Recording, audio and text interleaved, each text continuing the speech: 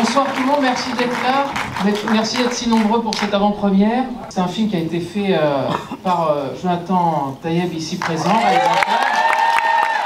Victor, vous allez le découvrir dans le film, Victor Poirier. Alors, Paul Maxime, le producteur du film, et Samy ainsi, le petit producteur. Et bien sûr, je ne le présente plus, Christophe Lambert, qui est ici ce soir avec nous. Simplement, voilà, c'est un film qui a été fait avec beaucoup d'amour, beaucoup de passion. Juste une chose, il est aussi comédien dans le film. Désolé, je spoil un peu, les gens aiment rien. Ça a été fait en 10 jours. Jonathan est coutumier du fait, il a déjà fait des films comme ça, un peu avec cette énergie d'envoyer en 10 jours un film, quoi. C'est assez ébloui, donc c'est une histoire d'amour dans Paris. Tu vas passer une nuit dingue. Et demain matin, tu vas me raccompagner au métro. Après m'avoir offert un petit déjeuner au goût âpre et acre. Je reviens tout de suite. Pourquoi il est parti, le mec? Je sais pas, peut-être que si toi tu savais, tu fuirais aussi. Je suis prêt à rater toute ma vie. Pour réussir toute cette... Oh, waouh! Si c'est ça ma description, tu matches ou pas? Ouais. Vous êtes un des plus beaux couples que j'ai jamais vus. Et ça fait combien de temps que vous êtes ensemble? 10 000 ans.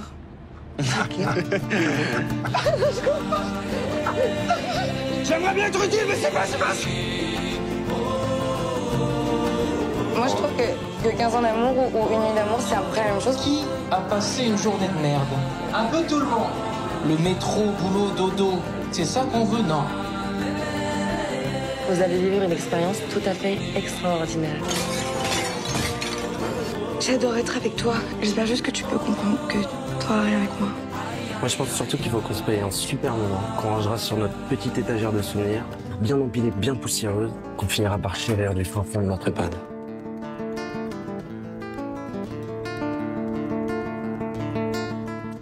Il y a eu une partie d'improvisé où on a raconté un peu des conneries en pensant que ça passerait jamais au montage et au final ça l'a fait. Mais voilà, mais quelque part, malgré toute l'improvisation, on est resté quand même très proche du texte. Ouais. Mais tout ce qui fait rire dans le film, c'est l'idée de Victor. Bonsoir. Moi j'aimerais savoir quelle est la première, je suis là au premier rang, quelle est la première motivation pour faire ce film? Est-ce que c'est un constat sur les rencontres d'aujourd'hui? Si vous pouvez développer. Non, j'ai toujours un peu de mal à répondre à cette question, parce qu'il y a quelque chose de très intelligent à dire sur les rencontres d'aujourd'hui, le virtuel, la profondeur de l'amour et tout ça. Mais en vrai, le point de départ du film, il est vraiment financier et matériel. C'est-à-dire, qu'est-ce qu'on peut faire pour pas cher et vite? Dans un film qui se passe en une nuit avec 2 personnages, autant parler d'amour et d'un homme et d'une femme. Et puis après, les éléments se mettent en place petit à petit et évidemment se dévoilent des intentions, des idées, et on se rattache à un fil. Mais le vrai point de départ, il est dans cette prise de décision-là. La réalité, en fait, c'est que ce film, il retranscrit ce qu'on est en train de vivre aujourd'hui. Toutes ces relations qui vont à la va-vite et qu'on prend et qu'on jette. Et en fait, on parle d'une jeunesse qui est en pleine souffrance, en pleine tourmente, et qui a du mal, en fait, à trouver des repères. Et c'est vrai que le jour où Jonathan l'a présenté, le jour où il m'a parlé du film, tout de suite, j'ai accroché. Et tout de suite, je me suis rendu compte qu'on vit dans une époque où tout va vite.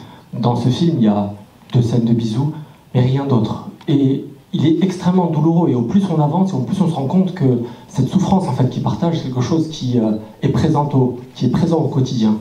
Et le fil conducteur, pour répondre à ta question, en fait, c'est de voir en fait une évolution entre un homme et une femme, et comment cette histoire elle évolue et jusqu'à où elle finit. Et il y a plusieurs interprétations dans la manière de voir le film, mais c'est réellement en fait une partie de vie où on va vivre avec eux pendant un laps de temps et vivre en fait une relation actuelle. Et lorsque j'ai vu le scénario, je ne suis pas parti, on n'avait pas d'idée de budget, et j'avoue que ce que Samy a décrit comme intention, c'est ce qui m'a motivé à suivre le projet de Jonathan, indépendamment de tout ce que tu as pu dire. Et donc il y a une vraie histoire, et je me suis, malgré mon âge, je me suis senti très concerné par ce qui est raconté pour observer les jeunes aujourd'hui, et j'ai trouvé l'intention suffisamment forte pour tenir le projet jusqu'au bout, quel que soit le budget. C'est plus ou moins une autre façon d'apprendre l'amour. Alors qu'est-ce que ça veut dire une autre façon d'apprendre l'amour? Ça, faut voir avec Jonathan ce qu'il en pense, mais en tout cas c'est un point de vue sur ce qu'est l'amour en 2025, on l'attend en 2024, mais je pense que c'est encore d'actualité, sur cette façon qu'ont les gens de se rencontrer, une espèce d'autre façon de voir l'amour, je pense. Et de deux surtout, parce qu'on en parlait tout à l'heure, je l'ai encore jamais raconté cette anecdote. Je suis arrivé, il m'a dit oui, je cherchais un mec, ton agent m'a envoyé des photos, machin et tout, et en voyant les photos, j'avais l'impression que tu étais beaucoup trop beau pour le rôle, mais en te voyant là maintenant, c'est bon, ça va. Je suis rassuré. Voilà. Et je pense que c'est à partir de ce moment-là que je me suis dit que je voulais absolument travailler avec lui. Pour être honnête, le casting était quasiment terminé, et je ne sais pas pourquoi, le hasard, la magie, on a prolongé le casting, on a accepté de voir Victor en plus, et ça a balayé tout ce qu'on avait vu avant, une bonne dizaine de jeunes acteurs. Donc contrairement à lui, c'était pas parce qu'on était à court d'acteurs, mais parce que vraiment il a dépassé de loin ce qu'on attendait. On a commencé le tournage avec une idée en tête, assez claire, un budget clair, défini, qu'on ne devait surtout pas dépasser. Et M. Koskas, à côté de vous, a peut-être, je sais pas, décuplé le budget après le premier jour. Donc ça a quand même offert d'autres possibilités pour décadrer un petit peu plus. Et ça nous a emmenés dans une voie beaucoup plus royale. Donc Steadicam, c'était Mirax, on a tout pris, quoi. Tu te rappelles, Gilles? Qu'est-ce qu'on fout là? C'est quoi au fond le chemin blabla? Quand je rappelle le concept, les chansons, les paroles, le blabla, mais pas n'importe quel blabla. Le nôtre, le vôtre.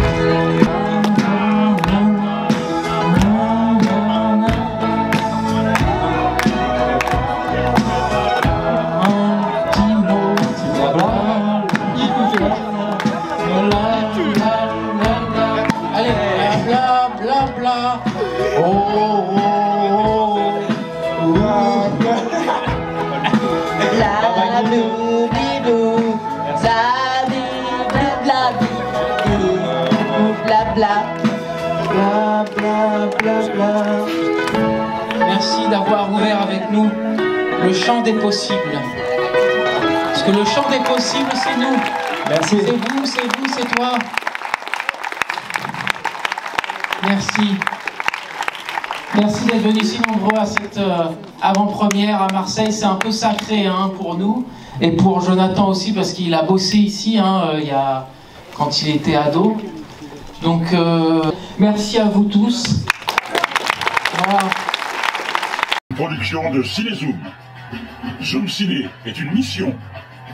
Une émission hebdomadaire diffusée sur Radio Soleil Provençal, www.radiosoleilprovençal.com et présentée par Gérard Chargé. Ma mission, et je l'accepte, sera de vous retrouver chaque mercredi. Ce message ne s'autodétruira pas.